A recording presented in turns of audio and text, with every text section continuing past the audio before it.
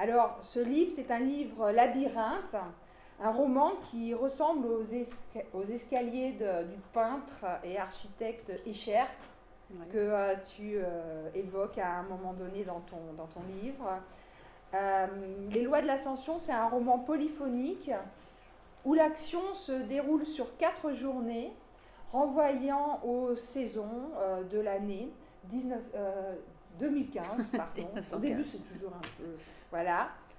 Et ces 4 années servent de décor aux 6 protagonistes qui nous font donc entendre leur voix, lesquels se nomment Orna, Célène, Maudé, Hope, comment on dit Hope, Espoir, dire en anglais. Pavel, Mehdi.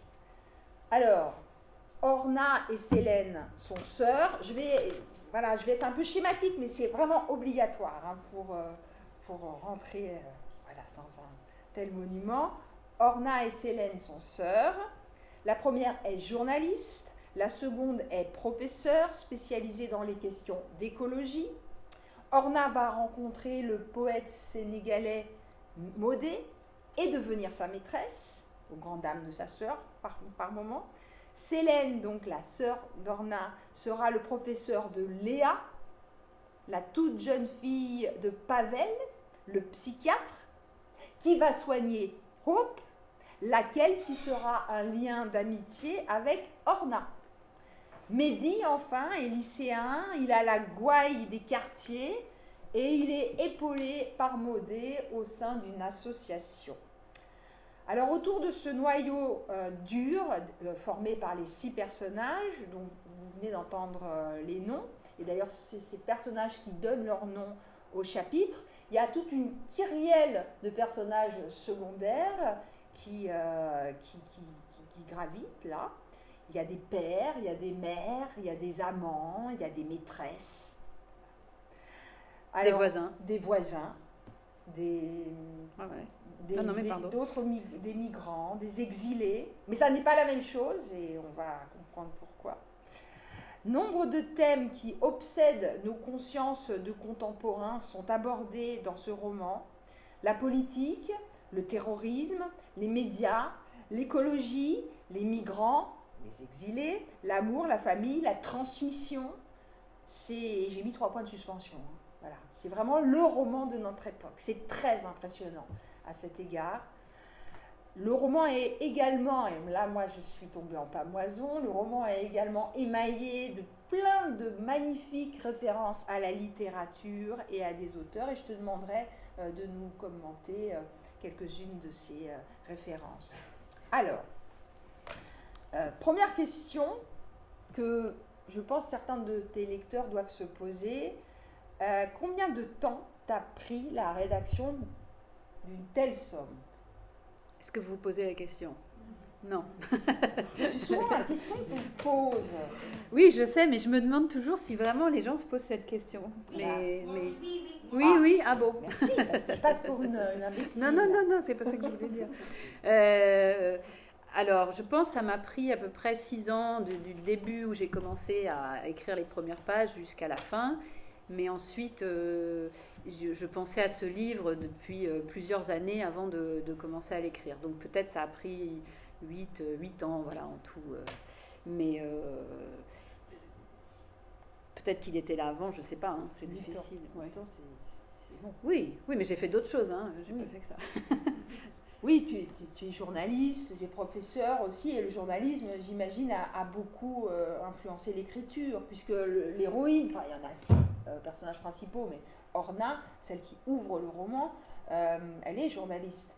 Oui, alors c'est sûr que pour composer le personnage d'Orna, l'expérience de journaliste a bien entendu servi, et puis peut-être mes désillusions de journaliste ont aussi servi à alimenter le propos sur ce que pouvait être sur les défauts du journalisme actuel, c'est sûr. Et puis peut-être j'ai pas été journaliste par hasard, je crois, c'était vraiment ma curiosité pour le monde, pour les gens, et j'ai essayé d'utiliser cette curiosité pour alimenter aussi les différents regards que les personnages ont sur la société et le monde qui les entoure. Alors, Céline, pourquoi cette nécessité, j'imagine autant humaine qu'esthétique, de lier tous ces destins entre eux et par cela d'abolir la notion de hasard? Parce que tu te poses cette question du hasard à un moment étant conclu que peut-être que les choses n'arrivent jamais en fait par hasard. Pourquoi tu as voulu Alors je ne sais pas si c'est abolir dans le sens où il y a quand même l'idée de hasard qui reste dans certaines rencontres qui se produisent entre les personnages.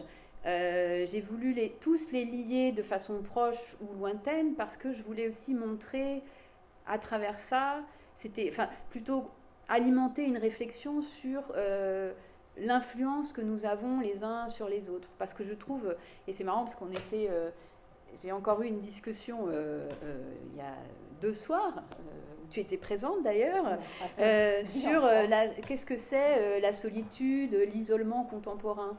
Et je trouve qu'il y a beaucoup de propos qui vont dans le sens de dire on est absolument seul, les gens sont seuls, il n'y a pas de lien.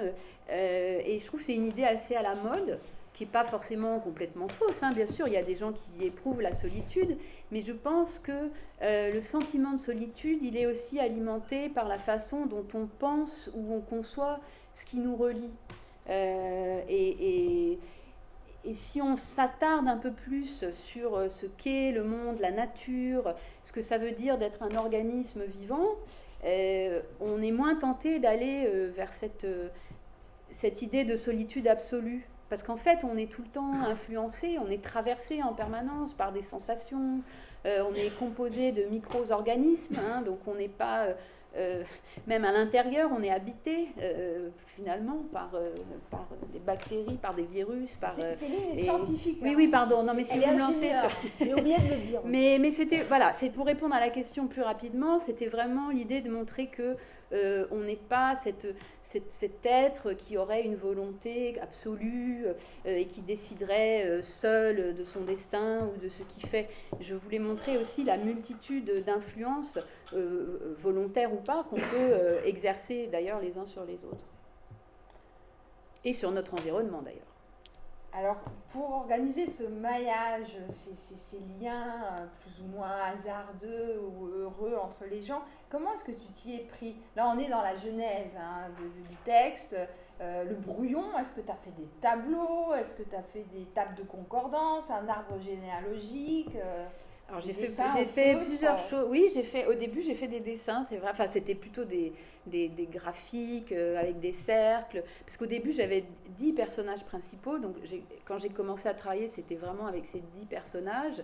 Et donc c'était pas des plans de l'histoire, mais c'était plutôt comprendre ce que chaque personnage allait représenter, ce qu'il allait porter. Ce qui était difficile, c'est que je voulais pas définir les personnages de façon caricaturale.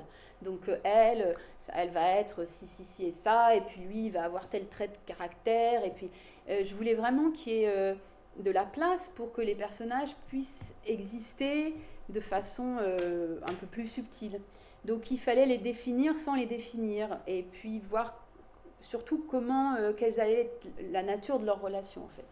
Donc oui, j'ai fait des dessins, j'ai fait des carnets, j'avais plusieurs carnets, j'avais un carnet par personnage parce que tous les événements qui arrivaient, parce qu'on n'a pas tellement parlé de la construction même pour expliquer, c'est parce qu'en fait, c'est la même ce sont 4 journées qui sont racontées du point de vue des 6 personnages. Donc en fait, il y a 23, parce qu'il y a une partie qui est supprimée à la fin, mais donc chaque fois ça allait être la même journée qui allait être racontée de 6 façons différentes. Donc j'avais des carnets par personnage comme ça pour consigner en fait les événements qui allaient enfin plutôt le point de vue des personnages sur les événements. Ça va? C'est un peu la cuisine. Ah oui, c'est ce qu'on préfère, ah bon? La cuisine. Oui. Je croyais que c'était les plats moi qu'on préférait. Non, c'est... Alors, les grands thèmes, on les a un petit peu entendus tout à l'heure en introduction. J'en arrive au premier que j'ai extrait de cette masse, la famille. Et notamment les relations que tu traites entre le père et la fille. On a Pavel, et le psychiatre. Et sa fille Léa, on a Henri et ses 2 filles, Célène et Orna. On a aussi la relation mère-fille entre Hope, qui est une jeune femme un peu malade psychologiquement, qui a fait... Originale, on va dire. Différente. Et sa mère qui est romancière, qui écrit. Écrivain raté, qui a projeté beaucoup de choses, beaucoup de fantasmes, beaucoup de désirs personnels sur cette jeune fille qui ne veut pas avoir à supporter tout ça. Donc, relation donc père, mère et enfant. Alors, on va en venir à la lecture, on est au théâtre et voilà, c'est bien de faire résonner les textes ici et que ces textes soient lus par ceux qui les ont écrits. Donc, tu vas nous lire, Céline, une scène de comédie, une scène où le lecteur devine, puis comprend en même temps que le personnage qui se trouve là, c'est-à-dire Célène, la nature de la relation entre Henri, le père de Célène, et puis une certaine Yvette. C'est Céline qui voulait lire ce passage-là. C'est elle qui a choisi les extraits. Et tu nous diras comment, justement, tu doses en tant qu'écrivain les indices qui progressivement nous font comprendre de quoi il en retourne. Parce que, évidemment, entre le père et cette certaine Yvette, il s'est passé un truc. Et voilà, on le devine, on le comprend en même temps, à hauteur de personnage, en même temps que Célène. Et ça, c'est très très fort. On en parlait tout à l'heure en préparant la rencontre avec Céline. Voilà, en tant qu'écrivain, je sais à quel point il est difficile de ne pas être démonstratif, de ne pas être comme Balzac, de tout encadrer, comme on le faisait encore au XIXe siècle, et de tout expliquer au lecteur. Voilà, les choses sont comme ci, c'est comme ça. Là, Céline procède par glissement, c'est extrêmement subtil et progressivement à hauteur de personnage, en même temps qu'eux, avec leur point de vue interne, on comprend ce qui se passe, on comprend l'histoire. Et ça, c'est monstrueusement difficile à faire quand on écrit, et voilà, ça va d'autant plus impressionner. Donc, lis-nous ce moment, et s'il te plaît, Céline, et puis tu nous expliques comment tu as écrit ça. Ça va, vous nous entendez bien? Parce que ok, très bien. Donc, juste pour être sûr, comme l'a dit Cécile, c'est une scène où Célène va retrouver son père, Henri. À cause du brouhaha de la rue, elle a failli manquer l'appel. Sur l'écran, le nom est bien le sien, mais dans l'appareil, elle n'entend pas sa voix, mais celle d'une femme. Quelques instants, elle envisage qu'il soit plus vigoureux qu'il n'en a l'air, fricote encore à la première occasion. À 75 ans, quelque chose en elle juge ridicule cette possibilité qu'il indispose, fait d'Henri bien trop peu d'un père, bien trop d'un homme, un sale obsédé. De la même manière que lorsqu'elle songe à Sophie, ce spectre la force à se demander si ce qu'Orna et elle ont gagné à grandir dans une famille unie valait le sacrifice d'une vie. Allô, allô? Elle ne connaît pas cette voix, elle en est sûre à présent, mais y perle la nervosité. C'est Madame Vatou! Elle ne connaît pas ce nom. La voisine de votre père! La voisine. C'était d'un commun, mais pratique toutefois, aussi pratique la baby-sitter. Votre père est tombé. D'abord, il a fallu comprendre ce que cette Madame Vatou, séquençant n'importe comment ses phrases sous le coup de l'affolement, tentait de lui expliquer. L'endroit où elle avait trouvé Henri, oui, en bas, derrière, non, pas vers le local à poubelle, de l'autre côté. Tenter d'établir la gravité d'éventuelles blessures, ce que rendait difficile l'obnubilation de cette dame pour le sang qui coulait en abondance, semblait-il, de l'arcade sourcilière. Mais ailleurs, il a mal? Célène s'inquiétait de possibles fractures, col du fémur ou crâne, repensant à son propre accident, redoutant qu'il perde connaissance aussi. « Il parle » demandait-elle, mais c'était surtout elle, Madame Vatou, qui n'arrêtait pas de parler, et elle dut élever la voix pour se faire entendre. « Passez-le-moi » Henri était en rage, un peu sonné, mais jurant néanmoins contre ces connards qui avaient laissé en plein passage leur putain de trottinette, le contraignant à s'écarter de son itinéraire habituel. « J'ai pas vu la marche, répétait-il, comme pour se convaincre de ce qu'il peinait à admettre. Tu as mal quelque part? Non, il n'avait pas mal, des chicanes, mais il minimisait, elle en était certaine, face à ces deux nurses qui voulaient le prendre en charge.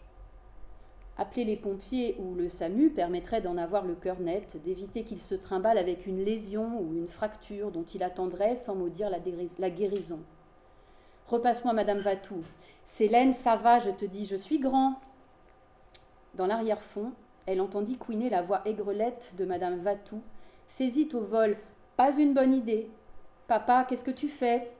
Je vais pas rester le cul par terre comme un mendiant. » Elle ne voulait pas voir ce bonhomme chancelant que lui montrait son imagination, titubant hirsute avant de s'affaler de nouveau, encore plus violemment. « Tu ne bouges pas, s'il te plaît. » C'est alors qu'il avait raccroché.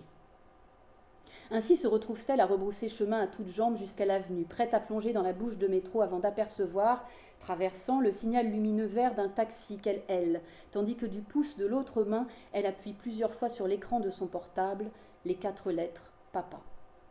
Le véhicule s'arrête à sa hauteur, elle monte. Au bout d'une demi-sonnerie, le répondeur s'enclenche. Est-ce qu'elle ne devrait pas appeler Orna ? « Bon, vous allez où ?» Le ton du chauffeur n'est pas antipathique, juste ferme. Nation, boulevard Diderot, je ne sais plus le numéro, je vous dirai. Si elle appelle Orna, elle ne fera que l'inquiéter sans peut-être de raison valable. Le chauffeur braque, un demi-tour osé, mais elle ne va pas se plaindre s'il souhaite aller vite. Des façades, elle ne voit qu'une homogénéité terne, engagée dans ce couloir de stuc, de pierre et de goudron qui, espère-t-elle, ne la conduirait pas au désastre annoncé. De nouveau, elle tente d'appeler, mais se heurte direct au message d'accueil, articulé et formel. Il fait chier. « Pardon ?» Le chauffeur ne s'est pas retourné, mais elle croise le ricochet de son regard dans le rétroviseur. « Mais c'est pas vous !» Au ridule qui cerne ses yeux, elle lui octroie une petite soixantaine, une vie de volant où les heures devaient s'enchaîner tel un lent décompte de récompenses promises. À l'inverse du chauffeur de Dubaï, celui-ci ferait grève sans risquer la ruine, l'expulsion ou la mort. Des ennuis ? Bah, comme tout le monde. Voilà. La scène comique. Alors, qu'est-ce qu'elle a... Pourquoi tu voulais lire cette scène ? Pourquoi est-ce qu'elle est très représentative de tes...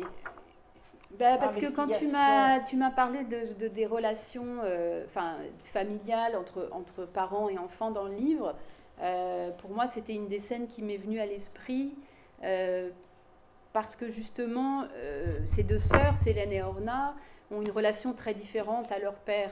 Et pour moi, c'était une façon de montrer aussi que il n'y a pas une forme de parentalité, que même au sein d'une même famille, en fait, on reste des personnes. Donc, le père, Henri, n'a pas du tout la même relation avec ses 2 filles. Et Orna ne cesse tout au long du roman de se demander si son père, au final, n'aime pas plus sa sœur. Oui. Et c'est une question un peu bête, finalement, parce que voilà, il aime plus l'une que l'autre.